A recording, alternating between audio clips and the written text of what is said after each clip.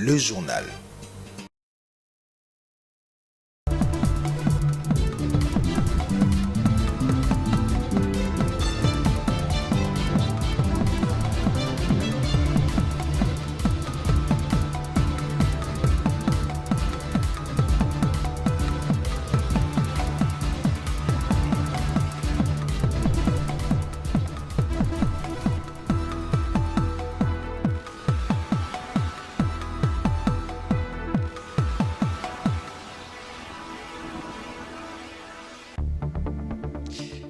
C'est l'heure de vous informer, mesdames et messieurs, à la une de cette session d'information.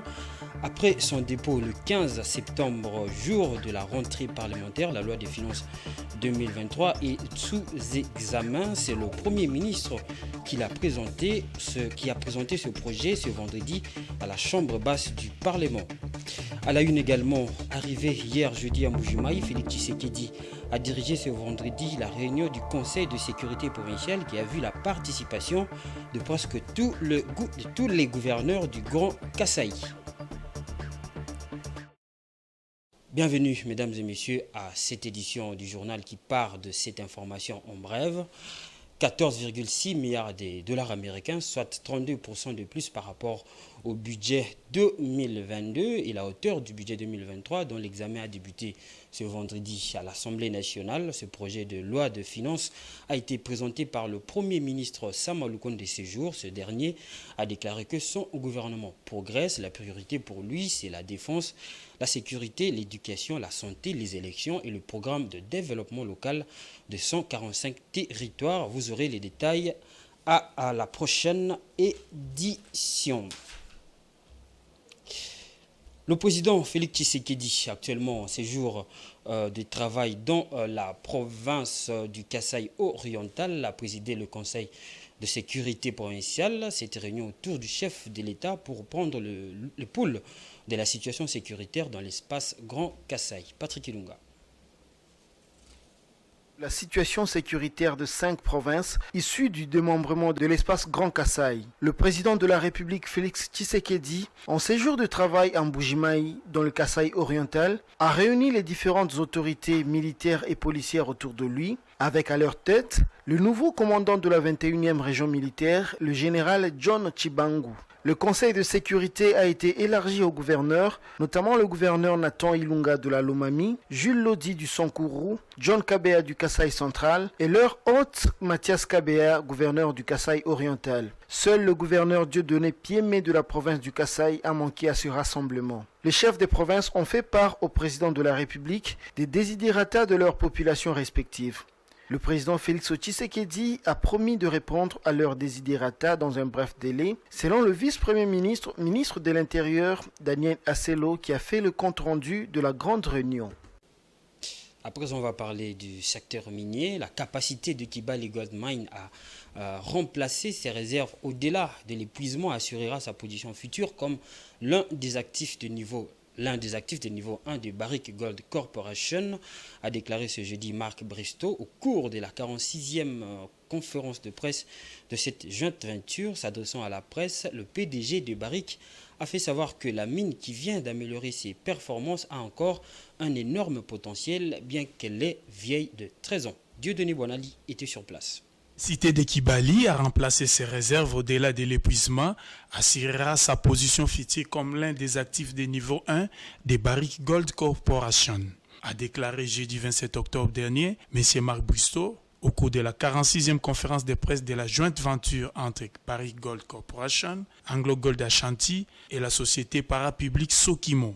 S'adressant aux médias locaux dans la capitale congolaise, le PDG de Barrick, actionnaire gérant de la plus grande mine d'or de classe mondiale d'Afrique, a fait savoir que la mine, vieille de 13 ans, qui vient d'améliorer ses performances sur 3 trimestres consécutifs, a encore un énorme potentiel. Grâce à l'expansion continue de son portefeuille d'exploration, elle est bien placée pour maintenir son plan d'affaires pendant au moins 10 ans encore. Dans la grande salle de l'hôtel Memling, pleine comme un œuf après la levée des restrictions gouvernementales liées à la pandémie de Covid-19, Marc Bristow a rappelé à l'assistance qu'avec un investissement dans les pays de 4,2 milliards de dollars américains, Kibali a apporté une contribution importante au compte du trésor congolais. Plus important encore, elle a transformé la région nord-est du pays, auparavant non développée, en un nouveau pôle économique de croissance et florissante. Sur le plan social, un montant de 13,7 millions de dollars américains accumulés au cours des 3 dernières années a déjà été affecté à des projets communautaires qui seront lancés cette année. La nouvelle église catholique de 2500 places a récemment été remise officiellement et acceptée par les diocèses et c'est quelques 30 000 fidèles qui ont été réinstallés dans la nouvelle cité entre 2010 et 2016. Dans le cadre de la fondation Nos Vies en Partage, des chèques symboliques dont les montants n'ont pas été communiqués à la presse ont été remis à quelques personnes physiques et morales congolaises, dont la paroisse catholique Sainte-Catherine de Sienne, représentée par l'abbé Coucou. Vous avez vu quelques dons que nous avons eu à faire, quelques ONG qui se sont manifestés dans la salle, du travail que nous faisons aussi au travers de notre bras que nous appelons Nos Vies en Partage pour soutenir justement ce travail en dehors de nos activités traditionnelles. Dans le domaine des transports, le gouvernement, par le biais du ministre des Transports, Voies de communication et désenclavement, a lancé jeudi 27 octobre à Kinshasa le projet Salama pour répertorier tous les engins roulants et fournir aux chauffeurs une carte professionnelle. Et nous ici pour les détails. Le ministre des Transports, Voies de communication et désenclavement, Chéribien Okende, a procédé le jeudi 27 octobre 2022 au lancement officiel de la phase numérique du projet d'identification des véhicules et chauffeurs en République démocratique du Congo, dénommé Salama, qui veut dire la tranquillité. Pour le ministre des Transports, Chéribien Okende, je paraphrase, avec 2 345 000 km², 26 provinces et aujourd'hui environ 100 millions d'habitants, il est illusoire de penser que nous pouvons nous développer sans infrastructure routière et une offre de transport pertinente. C'est pour cette raison qu'au niveau du ministère des Transports, nous avons mis en place un plan stratégique de désenclavement de notre territoire, a-t-il fait savoir. La RDC enregistre chaque année plus ou moins 29 000 décès suite aux accidents de la route. Quoi de plus normal de procéder à l'enregistrement et identification de véhicules, mais aussi des conducteurs afin de réduire ces fléaux. L'objectif visé dans l'enregistrement des chauffeurs professionnels est de leur donner une carte des chauffeurs professionnels qui leur permettront de faire voir leurs droits et ainsi contribuer à l'amélioration de leurs conditions de travail et de vie. La première phase de ces projets consiste à enregistrer les véhicules des sociétés organisées et clairement identifiées dans la ville-province de Kinshasa, la province du Congo central et les Grands Bandundu. Dans un tout autre registre, l'Organisation mondiale de la santé annonce dans son rapport annuel sur la tuberculose une progression de 4,5% de cas de cette maladie, une première depuis plus de 20 ans selon l'OMS. Cette progression est due à l'apparition justement de la Covid-19 et ces confinements qui ont limité les dépistages et l'accès aux soins. Suivez. Pour la première fois depuis plus de 20 ans, les nouveaux cas de tuberculose ont progressé l'an dernier dans le monde, dopés par la Covid-19 et ces confinements qui ont limité les dépistages et l'accès aux soins, s'est inquiétée l'Organisation mondiale de la santé lors de la présentation du rapport annuel sur la tuberculose. L'an dernier, quelques 106 millions de personnes ont développé la maladie causée par une bactérie qui s'attaque principalement aux poumons, une augmentation de 4,5% en un an. Selon le rapport de l'OMS, le taux de nouveaux cas pour 100 000 habitants par an a augmenté de 3,6% entre 2020 et 2021, après avoir baissé d'environ 2% par an pendant la majeure partie des 2 dernières décennies. Ce, après avoir reculé entre 2005 et 2019. Le nombre de décès dus à la tuberculose s'est élevé à 1,6 million l'an dernier, retrouvant son niveau de 2017, soit une augmentation de plus de 14% par rapport à 2019, lorsque cette maladie avait tué 1,4 million de personnes. L'OMS déplore par ailleurs une baisse de dépenses mondiales consacrées aux services médicaux essentiels de lutte contre la tuberculose qui sont passés de 6 milliards de dollars en 2019 à 5,4 milliards de dollars en 2021. Le rapport de l'OMS invite une fois de plus les pays à mettre en place des mesures urgentes pour rétablir l'accès aux services essentiels de lutte contre la tuberculose, à augmenter les investissements, à promouvoir de nouveaux outils de diagnostic, médicaments et vaccins en s'appuyant sur les enseignements tirés de la pandémie. L'actualité de ce soir nous amène à Matadi, dans la province du Congo central, où son port connaît un ralentissement des activités, car les commerces des habitants dépendent de ce port, d'où le SOS de la population pour sa réhabilitation et sa modernisation. Les amples explications avec Gisèle Malamba. Construite en altitude, appelée Ville des Pierres, Matadi est un endroit calme avec un climat chaud. D'ici, on peut apercevoir des maisons dont la fondation repose entièrement sur une pierre. Ville portuaire, les activités qui s'y déroulent dépendent du mouvement s'effectuant dans le port. Bien que ces derniers connaissent quelques problèmes, l'on ne parlerait pas de l'économie du chef-lieu du Congo central sans ce port. Le commerce axé principalement sur les articles de seconde main, appelés by low cost, conditionne la vie des Matadiens. On y trouve presque tout, des électroménagers en passant par ceux du sport ou encore de la musique, tout se vend à un prix négociable. Véritable centre des négoces qui fait vivre ses habitants, même si plusieurs se plaignent du ralentissement des activités portuaires et plaident pour sa réhabilitation et sa modernisation. Somme toute, Kinshasa peut encore compter sur Matadi pour son approvisionnement.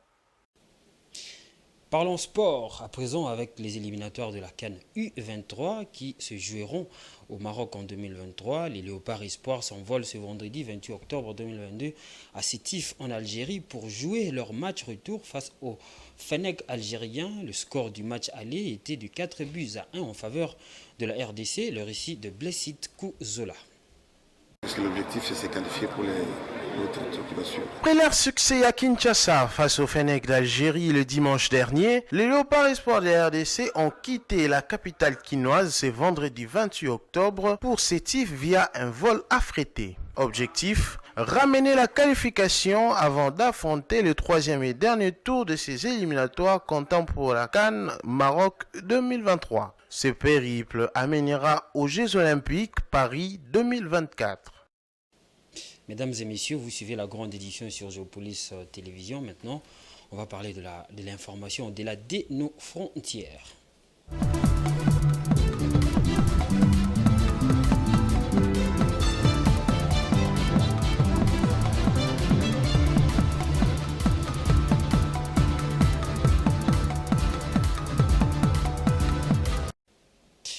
L'ambition des autorités camerounaises est de produire d'ici 2030 10 millions de tonnes de bananes plantains grâce aux performances des capacités des petits producteurs. C'est notamment la mission assignée au projet national de développement des cultures fruitières qui mène des activités pour intensifier la production de bananes plantains en limitant au maximum l'utilisation des pesticides. Edouard Funda.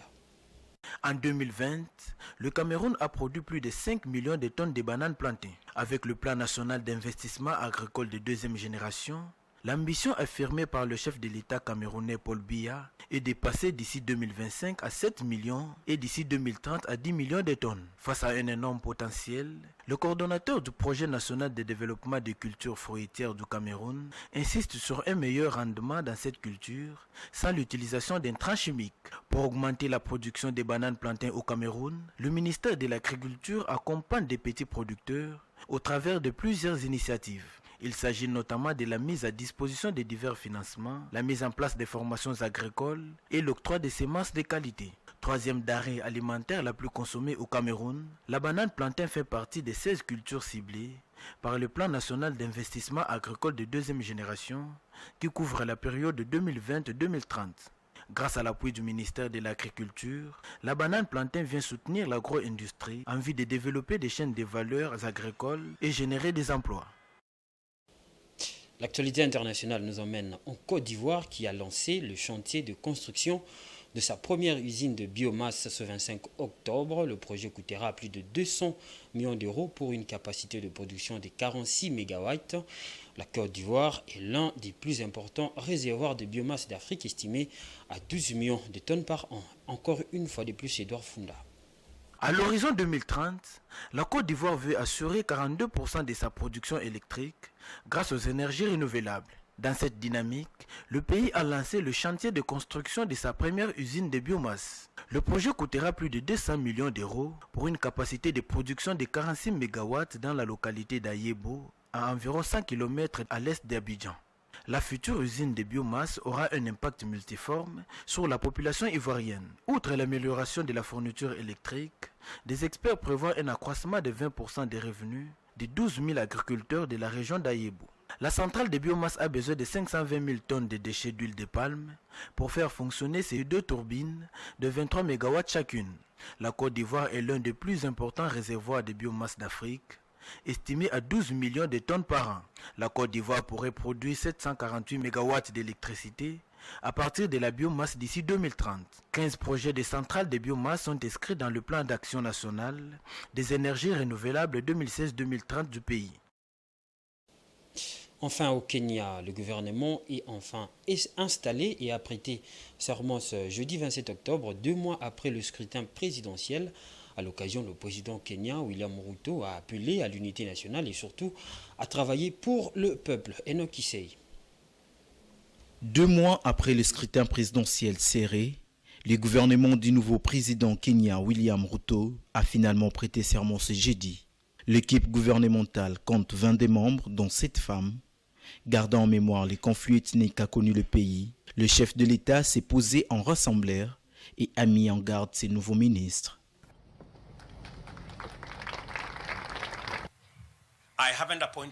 Je n'ai pas nommé un gouvernement pour favoriser une région, un comté ou une communauté. J'ai nommé un gouvernement pour le Kenya. J'attends de vous que vous respectiez votre serment et que vous serviez tous les Kenyans de manière égale. Moussa Liamouda Vadi, 72 ans, est le ministre le plus âgé. Il assumera la charge nouvellement créée du secrétaire du cabinet et dépendra directement du chef de l'État. Nous devons tous nous préparer car mon intention est celle du vice-président et de diriger un gouvernement ouvert et responsable. Nous n'avons pas de zone d'ombre, nous n'avons rien à cacher. Nous voulons servir le peuple kényan d'une manière qui promeut la responsabilité, la transparence et s'assurer que le peuple kényan comprend ce que nous faisons. Le Kenya, avec ses 50 millions d'habitants, est la locomotive économique de l'Afrique de l'Est. Le pays fait face à des difficultés comme la hausse du coût de la vie, auquel William Ruto a promis de... C'est sur cette information que nous mettons un terme à ce journal, mais avant de nous quitter, je vous rappelle les titres. Arrivé hier jeudi à Mbuji-Mayi, Félix Tshisekedi a dirigé ce vendredi la réunion du Conseil de sécurité provincial qui a vu la participation de presque tous les gouverneurs du Grand Kasaï. Et puis, après son dépôt le 15 septembre, le jour de la rentrée parlementaire, la loi des finances 2023 est déjà sous examen. C'est le Premier ministre qui l'a présenté ce vendredi à la Chambre basse du Parlement. Ce journal est complètement terminé. Merci de l'avoir suivi et moi, je vous retrouve prochainement.